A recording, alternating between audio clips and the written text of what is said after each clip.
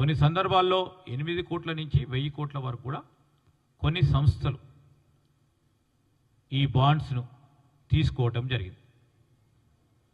ఈ multiple investors ఈ bonds సంబంధించి ఇన్వెస్ట్ చేస్తూ ఉన్నప్పుడు వయబుల్లా కాదా అని చూస్తారు.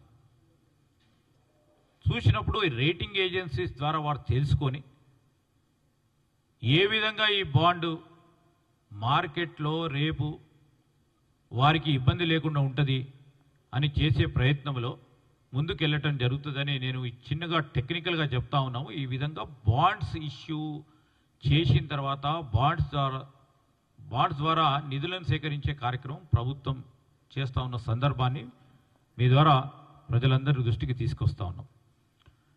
మర్చెంట్ బ్యాంకర్ ఖచ్చితంగా బాండ్స్ రేస్ చేసేటప్పుడు సేబీ రిజిస్టర్డ్, నేను మరొకసారి చెప్తా ఉన్నాం, security exchange board of India registered అయిన merchant banker he will act as an intermediate, మధ్యవర్తిగా ఉండి టీజీఐఎస్సికి ఇన్వెస్టర్ మధ్యలో ఉండి ఫండ్స్ను జమ చేసి ఇన్ఫర్మేషన్ మన తరఫున అదేవిధంగా ఇన్వెస్టర్ తరఫున పరస్పర ఇన్ఫర్మేషన్ సేకరిస్తూ ఈ బాండ్ని ఇన్వెస్టర్ దగ్గరికి తీసుకెళ్ళటం జరుగుతుంది. అది మర్చెంట్ బ్యాంకర్ పని. Merchant banker is a professional agency. ఈ agency they are registered under SEBI. SEBI ఇష్టారాజ్యంగా నేను మా వెంకటో ఎమ్మెల్సీ గారు పోయి రిజిస్టర్ చేసుకోమంటే వారి పేరు మీద రిజిస్టర్ చేసుకోదు. దానికి వారికి ఉన్న క్రెడెన్షియల్స్, వారికి ఉన్న ఫినాన్షియల్ కెపాసిటీ అన్నీ కూడా చూసి చేయటం జరుగుతుంది. అదేవిధంగా ఒక ట్రాన్స్పరెంట్ మర్చెంట్ బ్యాంకర్ను కూడా కార్పొరేషన్ ఎంపిక చేసుకోవటం విధానంలో ఒక ట్రాన్స్పరెంట్ టెండర్ ప్రాసెస్ ద్వారా ఈ మర్చెంట్ బ్యాంకర్ను నియామకం చేయటం జరిగింది. దాంట్లో ప్రీ బిడ్ క్వైరీస్ను కూడా ఎవరైతే పొటెన్షియల్గా నేను బిడ్ చేస్తామని వచ్చేవారు ప్రీ బిడ్ మీటింగ్ కూడా ఏర్పాటు చేసుకొని వారికి సంబంధించిన సందేహాలను నివృత్తి చేసి ఈ బిడ్లో వారు పాల్గొనటం జరిగింది. దాంట్లో ఒక బిడ్ని ఎవాల్యుయేట్ చేసినప్పుడు ఇంటర్ డిపార్ట్మెంటల్ ఎవాల్యుయేషన్ చేసి ప్రభుత్వం ఏర్పాటు చేసిన ఇంటర్ డిపార్ట్మెంటల్ ఎవాల్యుయేషన్ కమిటీ ద్వారా వారు ఇచ్చిన రికమెండేషన్ ద్వారా L1 బిడ్డర్కి మర్చెంట్ బ్యాంకర్గా trusted investment advisors private limited వారికి L1గా గుర్తించి వారికి ఇవ్వటం జరిగింది యాజ్ మర్చెంట్ బ్యాంకర్. ఇది trust investment industry advisors private limited వారు ఈ దేశంలో కన్సిక్యూటివ్గా 5 మార్లు ఆల్ ఇండియా టాప్ 5లో 5 సంవత్సరాలు league table of prime database of merchant బ్యాంకర్స్లో పేరుగాంచిన సంస్థ ఇది. 5 సంవత్సరాలు గత 5 సంవత్సరాల్లో టాప్ 5లో ఈ league table of prime database of merchant బ్యాంకర్స్లో పేర్కొన్న సంస్థ ఇది. ఈ సంస్థ ఇతర రాష్ట్రాల్లో కూడా విజయవంతంగా బాండ్స్ రేస్ చేసిన సంస్థ. ఉత్తరప్రదేశ్లో కానీ, కేరళలో కానీ, ఆంధ్రప్రదేశ్లో కానీ ఈ బాండ్స్ రేస్ చేసిన సంస్థ ఇది. అంటే ఎప్పుడైనా నిధులు సమకూర్చాలని ప్రభుత్వాలు కానీ, సంస్థలు కానీ, కార్పొరేషన్లు కానీ ఆలోచన చేసినప్పుడు బాండ్స్ రేస్ చేయడం అనేది ప్రతి ప్రభుత్వం ప్రజా సంక్షేమాన్ని దృష్టిలో పెట్టుకొని చేస్తూ ఉన్న కార్యక్రమం.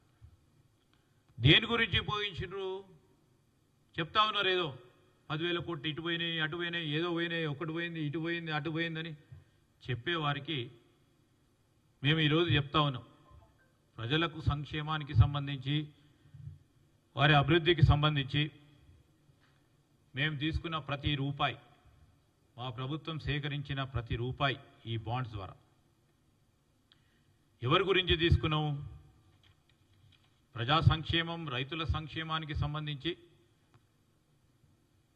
వెల్ఫేర్ స్కీమ్స్కి సంబంధించి సంక్షేమ పథకాల్లో ప్రధానంగా రైతు భరోసా, అదేవిధంగా రైతు రుణమాఫీకి సంబంధించిన ప్రతి రూపాయిని ఉపయోగించుకోవటం జరిగింది.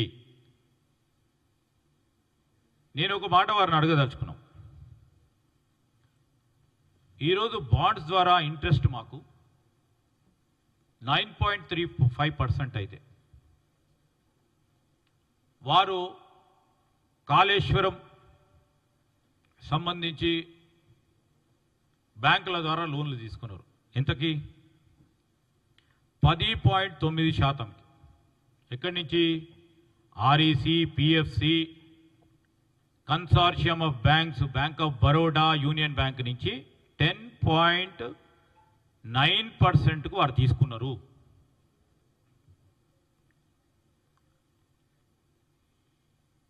అతి తక్కువ ఇంట్రెస్ట్ రేట్తోని నిధులు సమకూర్చి ప్రజా సంక్షేమానికి ఉపయోగించుకోవాలని మేము ఆలోచన చేస్తే అడ్డగోలుగా ఇష్టారాజ్యంగా వారి ప్రభుత్వంలో ఎంత అంత ఇంట్రెస్ట్ పెట్టి నిధులు తీసుకొచ్చి మరి ఏ ప్రాజెక్టు ఉపయోగించుకుంటారో మనం అందరం చూసినా ప్రాజెక్ట్ నడుస్తూ ఉందో లేదో కూలిపోయిందో మీరు అందరం కూడా స్పష్టంగా కనబడతాం. ఆ క్రమంలో కూడా ఈరోజు మరొక మారు చెప్తా ఉన్నాం. టీజీఐఐసికి డిపాజిటెడ్ అమౌంట్ 8,476 కోట్లు డిపాజిట్ అయితే రుణమాఫీ విషయంలో 2,146 కోట్లు. ఇది ప్రజా సంక్షేమం గురించి కాదా? రైతుల గురించి కాదా? టీజీఐఐసి డిపాజిటెడ్ అమౌంట్ ఇప్పటి వరకు 8,476 కోట్ల రూపాయలు.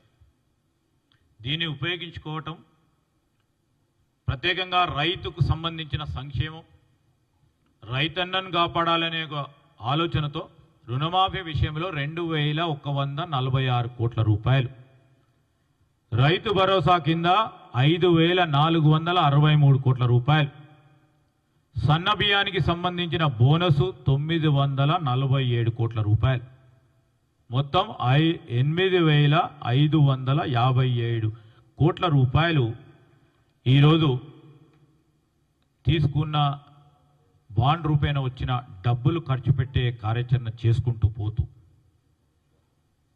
ముందుకు నడుస్తూ ఉన్నామైనా ఇది రైతులకు మేలు చేయొద్దామంటారా, చేయమంటారా? అసలు రైతు సంక్షేమాన్ని వారు ఆలోచన చేస్తున్నట్ట, చేయనట్ట? డిసెంబర్ నెల మాసంలో జనవరి, ఫిబ్రవరి, మార్చి వరకు స్పష్టంగా కూడా రుణమాఫీ, రైతు భరోసాకు సంబంధించి, బోనస్కు సంబంధించి ఏ నెల ఏ విధంగా రైతుకు సంబంధించిన సంక్షేమం విషయంలో ఉపయోగించుకోవటం జరిగిందో నేను మీ అందరికీ కూడా తెలియజేస్తా ఉన్నాను.